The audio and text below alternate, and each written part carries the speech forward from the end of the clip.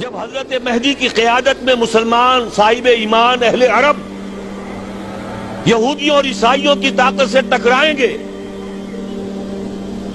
تو ان کی مدد کے لیے دو جانب سے اللہ تعالیٰ کچھ بھیجیں گے مدد. ایک تو آخری مرحلے میں مدد آئے گی حضرت مسیح عیسیٰ ابن مریم کا نزول، جو یہودیوں کی طرف رسول بنا کر بھیجے گئے تھے.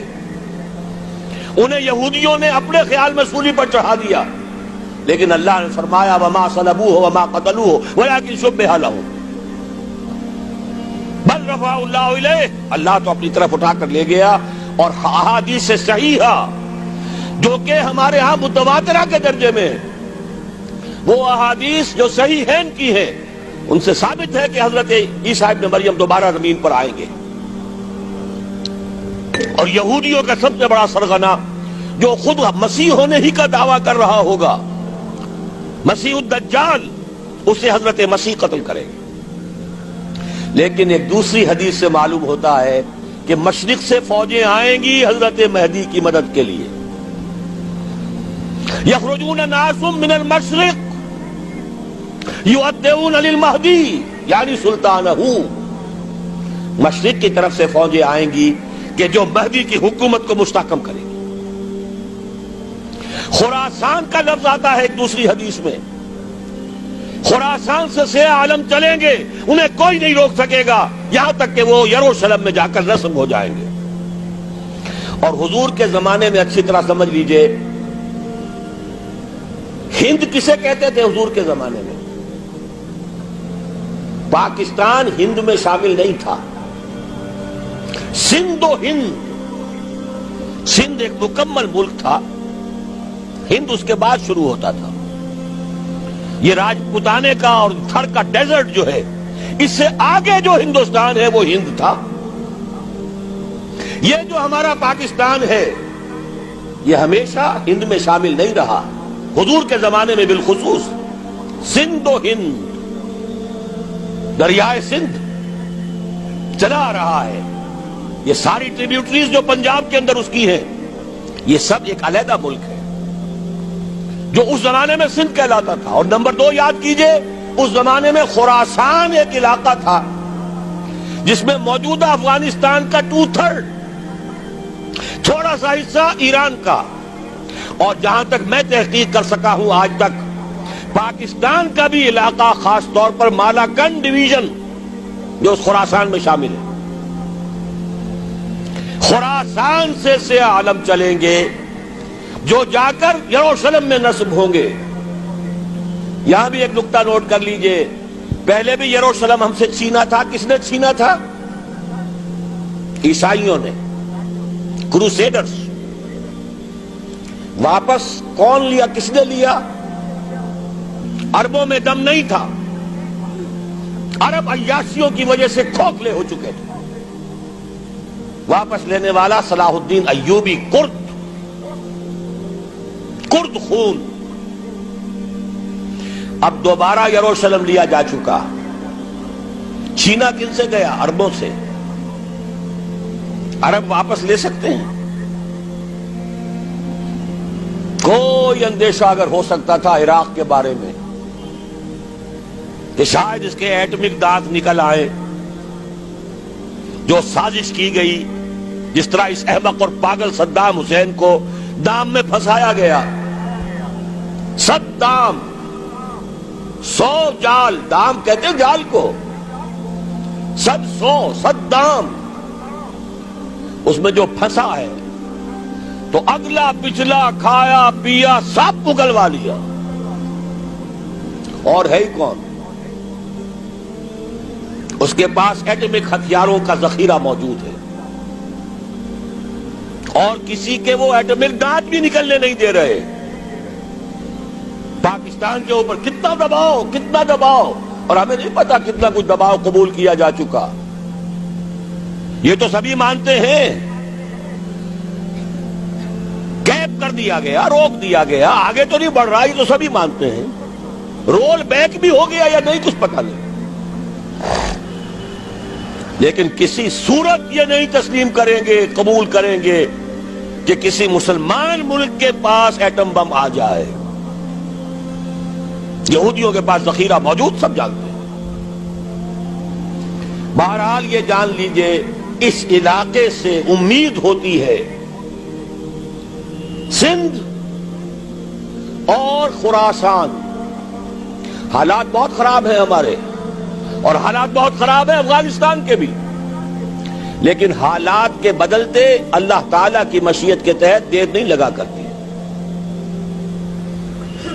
سیرت نبوی میں مجھے نظر آتا ہے سن 10 میں 10 نبوی ہجرت سے 3 سال پہلے، 2.5 سال پہلے،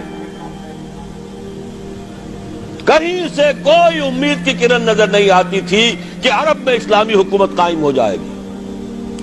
10 برس ہو چکے محمد الرسول اللہ کو دعوت دیتے ہوئے، اور ابھی تک بمشکل 125 آدمی ہے. اپنے بل پر، اپنے طاقت پر مکے میں رہ بھی نہیں سکتے. کیسے ہو جائے گا؟ کہاں سے ہو جائے گا؟ میں آج پوچھتا ہوں، کوئی سر بتائے، کہیں سے کوئی امید کی کرن اس وقت نظر آتی ہے؟ اس ماحول میں لے جائیے. اگلے 3 سال میں کیا ہو گیا؟ پہلے سال 6، اگلے سال 12، اس سے اگلے سال 72، اور بیعت عقبہ ثانیہ، ہجرت، اور وہاں سے اب حضور کی طرف سے انیشیٹ شروع ہو گیا، انیشیٹو. تو ہم نہیں کہہ سکتے اللہ تعالیٰ کی قدرت، اللہ کی مشیت. یہ یقین ہے کہ دنیا کے خاتمے سے پہلے نظام خلافت قائم ہوگا، اور تمام دنیا میں ہوگا. ظاہر ہے کہیں پہلے کسی ایک جگہ سے ہوگا، جیسے حضور کے زمانے میں ہوا. اگر بیک وقت پوری دنیا میں ہو سکتا تو حضور کے دست مبارک سے ہوتا. اگر حضور کے دست مبارک سے بھی ایک ملک میں ہوا، جزیرہ نما عرب میں ہوا، پھر حضور کے امتی ہیں نا، ابو بکر ہے، عمر ہے، عثمان ہے، صحابہ کرام کی فوجیں نکلی ہیں، امتی ہیں. امتیوں کے ہاتھوں اس کی توسیع ہوئی. اب بھی یہی ہوگا، کسی ایک علاقے میں ہوگا. میرا گمان ہے، میں یہ یقین سے نہیں کہہ سکتا. گمان بھی میرا ان احادیث کی روشنی میں ہے جو میں نے آپ کو بتا دی اور موجود ہے اس کتابچے کے اندر. علامہ اقبال نے بھی انہی کے حوالے سے کہیں کہا ہے، میرے عرب کو آئی ٹھنڈی ہوا جہاں سے، میرا وطن وہی ہے، میرا وطن وہی ہے. اس علاقے سے کچھ ہونے والا ہے اور ہوگا انشاءاللہ. میری زندگی میں نہ ہو، آپ کی زندگی میں نہ ہو، کوئی پرواہ نہیں. حضرت حمزہ تو شہید ہو گئے غزوہ احد میں. 5 سال کے بعد حضور مکے میں داخل ہوئے ہیں فاتح کی حیثیت سے. حضرت حمزہ کی نگاہوں نے، ان آنکھوں نے تو نہیں دیکھا، عالم ارواح میں اللہ نے کیا مشاہدہ کرایا ہوگا انہیں، وہ تو ہمیں معلوم نہیں. بعض صحابہ شہید کر دیے گئے مکے ہی میں. بہت بڑی کامیابی. اپنی جان لگا دیں، اپنے آپ کو کھپا دیں، اپنے آپ کو مٹا دیں. جس طرح روڑی کوٹ کر بنیادوں میں بھر دی جاتی ہے، ہماری ہڈیوں کا چورا بنا کر اور ہمارے خون کے اندر اسے گوندھ کر اگر وہاں ڈال دیا جائے، اس سے بڑی سعادت کوئی نہیں. اس پر تعمیر ہو خلافت علی منہاج النبوہ کی، ہم اس کی بنیاد کے اندر دفن ہو جائیں، یہی بہت بڑی سعادت ہے. لیکن یہ ہوگا. میں نے عرض کیا تھا کہ یقین ہے مجھے کہ ہوگا، اور ہر صاحب ایمان کو یقین ہونا چاہیے کہ ہوگا. باقی یہ کہ یہ آثار ہیں اور احادیث بھی ہیں، اور 400 برس کی تاریخ بھی بتاتی ہے کہ یہیں سے ہوگا.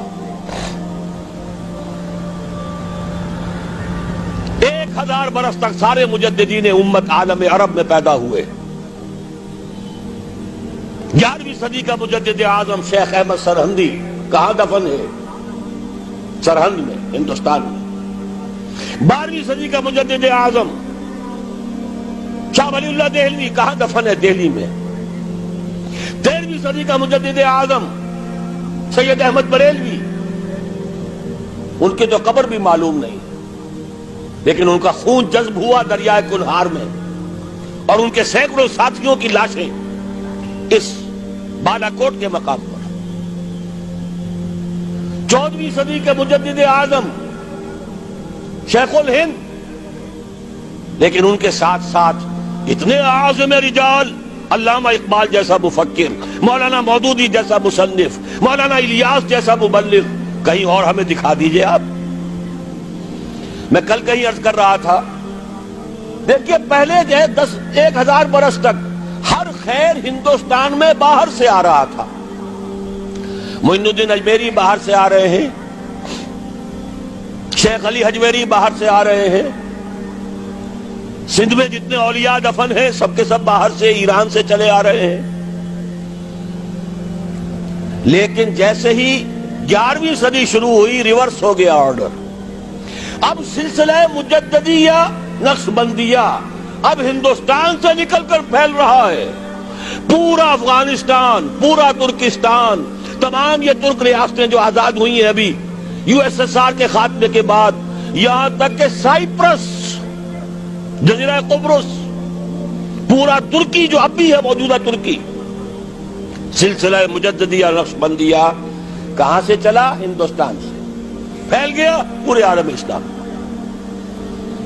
مفکر، علماء دین اور تمام علوم دینی کا مجدد شاہ ولی اللہ دہلوی، خالص ترین جہاد فی سبیل اللہ دور صحابہ کے بعد جماعت مجاہدین جام شہادت نوش کیا، سینکڑوں ہمارے مجاہدین. پھر 14ویں صدی میں اقبال جیسا مفکر، مودودی جیسا، دوبارہ دوہرا رہا ہوں، مصنف، مولانا الیاس جیسا مبلغ مجھے تو کہیں نظر نہیں آتا. تمام مسلمان ممالک آزاد ہوئے، کہیں اسلام کا نام نہیں لگا. نہ سیوکارنوں نے نعرہ لگایا، نہ کہیں کسی اور نے نعرہ لگایا. عربوں نے بھی عرب نیشنلزم کا نعرہ لگایا، اسلام کا نعرہ نہیں. تحریک پاکستان میں نعرہ لگا، پاکستان کا مطلب کیا؟ لا الہ الا اللہ. صبح عرض کر چکا ہوں، تحریک خلافت پوری دنیا میں کہیں نہیں، صرف بر عظیم پاک و ہند میں. اور کیسی تحریک خلافت کہ ہندو شریک ہوئے، گاندھی شامل ہوا، پورے ہندوستان کو جس نے گنجا دیا. یہ دوسری بات ہے کہ جب خود مصطفیٰ کمال نے ختم کر دیا تو اب کیا کرتے؟ مدعی سست گواہ چست.